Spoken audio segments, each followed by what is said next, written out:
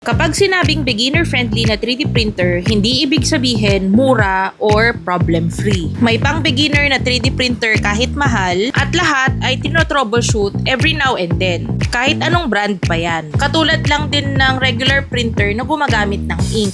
Beginner-friendly na yung mga 3D printers ngayon kasi kumpara sa lumang 3D printer, maganda na yung bed leveling, konti na lang yung babaguhin mong settings para dun sa filament. Halos lahat ang ganda na talaga ng output, tapos nagagamit mo wirelessly. Pwede mong i-connect through Wi-Fi, pwede kang makapag-print kahit malayo ka, and at the same time, pwede mo ring i-monitor sa PC mo or sa phone mo. Meron na kasing camera at meron na ding ilaw. Tapos ngayon, mas madali na yung multicolor 3D printing. Kaya kapag yung mga bagong versions na ng 3D printer yung bibilhin mo, halos lahat may ganyan ng features. Hindi ka na masyadong magtitimpla-timpla ng kung ano-anong settings. Halimbawa, yung fan, yung speed, yung temperature, yung retraction na ginagawa noon sa mga lumang printers. Ngayon, meron ka pa rin paunti-unting gagawin na ganyan pero hindi na sing toxic nung dati. Lahat ng nakita nyong videos ay mga problema na na-encounter ko sa 3D printing at uulitin ko kahit ano pang brand yan, hindi mawawala ng troubleshooting. Importante ay natututunan mo siyang ayusin para next time kapag nagka-problema ulit ng ganon, alam mo na kung paano ayusin.